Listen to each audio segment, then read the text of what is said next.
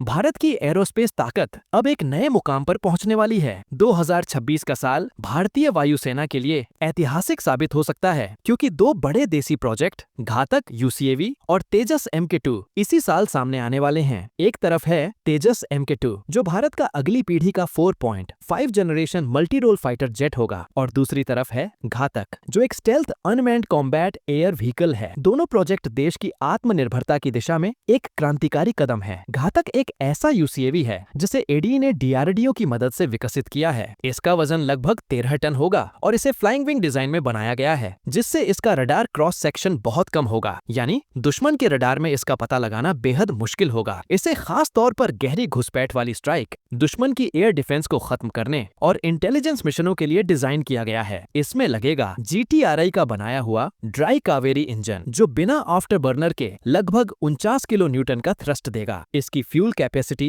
3.7 ton होगी, जो तेजस MK1A से भी ज्यादा है, और इसकी रेंज 1000 किलोमीटर से ऊपर तक जा सकती है। इसका उड़ान समय 5 से 8 घंटे के बीच रहेगा, जो इसे लंबी दूरी की गुप्त मिशनों के लिए आदर्श बनाता है। घातक के अंदर ही हथियार ले जाने वाला इंटरनल वेपन्स बे होगा, जिसमें 1.5 टन तक के हथियार जैसे कि precision guided ammunition, air to air मिसाइलें और भविष्य में ब्रह्मोस NG जैसी क्रूज मिसाइलें भी तैनात की जा सकेंगी। इसके अलावा यह पूरी तरह AI संचालित होगा और इसे Su-30 MKI या आने वाले AMCA फाइटर्स के साथ मिलकर उड़ाया जा सकेगा, जिससे यह मानवयुक्त फाइटर के लिए एक वफादार साथी यानी लोयल विंगमैन का काम करेगा। दूसरी तरफ तेजस MK2 का विकास HAL और ADA द्वारा किया जा रहा है, और यह तेजस MK1A से बड़ा, ज्यादा ताकतवर और कहीं ज्यादा एडवांस होगा। इसमें G का F414 इंजन लगाया जाएगा, जो 98 किलो न्यूटन का पावर देगा। इस जेट का डिजाइन ज्यादा स्टेल्थी होगा। फ्रंट से इसकी रडार सिग्नेचर MK1A के मुकाबले सिर्फ 1/4 होगी। इसमें radar absorbing material, 90% composite structure और ट्विस्टेड एयर इनटेक डक्ट्स का इस्तेमाल किया गया है। इसमें लगेगा देश में बना हुआ उत्तम AESA रडार, जो गैलियम नाइट्राइड तकनीक पर आधारित होगा और 912 से ज्यादा TR मॉड्यूल के साथ 150 किलोमीटर से ज्यादा की रडार रेंज देगा। इस रडार की क्षमताएं फ्रांस के राफेल के रडार से भी बेहतर बताई जा रही हैं। इसके साथ IRST system, electronic warfare suit, digital cockpit और अस्त्र MK3 जैसी लंबी दूरी की मिसाइलों को भी जोड़ा जाएगा। तेजस MK2 में 11 हथियार स्टेशन होंगे और इसकी मिशन एंड्योरेंस MK1A से दोगुनी होगी। यह फाइटर हर प्रकार के एयर टू एयर और एयर टू ग्राउंड मिशन को अंजाम देने में सक्षम होगा। HAL का लक्ष्य 2034 तक 120 तेजस MK2 बनाना है और हर साल करीब 24 यूनिट्स तैयार किए जाएंगे। इसमें प्राइवेट कंपनियों जैसे कि लार्सन एंड टुब्रो की भी बड़ी भूमिका रहेगी, जो इसके विंग्स बना रही है। इन दोनों प्रोजेक्ट्स की सफलता सिर्फ तकनीकी उपलब्धि नहीं, बल्कि भारत के रक्षा क्षेत्र में आत्मनिर्भरता की एक बड़ी मिसाल होगी। ये दिखाता है कि अब भारत सिर्फ हथियार खरीदने वाला देश नहीं, बल्कि उन्हें बनाने और निर्यात करने वाला देश भी बन रहा है। आने वाले समय में ये दोनों सिस्टम वायुसेना की ऑपरेशनल स्ट्रेटेजी को पूरी तरह बदल देंगे, जहां मानव और अनमैन्ड प्लेटफॉर्म एक साथ मिशन पर निकलेंगे। दुश्मन की सीमा में बिना पायलट भेजे हमले किए जाएंगे और भारतीय वायुसेना की ताकत और पहुंच दोनों कई गुना बढ़ जाएगी। 2026 का साल शायद वही मोड़ हो जहां से भारत की वायु शक्ति एक नए युग में प्रवेश करेगी। एक ऐसा युग जिसमें आत्मनिर्भरता, तकनीकी श्रेष्ठता और रणनीतिक बढ़त तीनों हमारे साथ होंगे।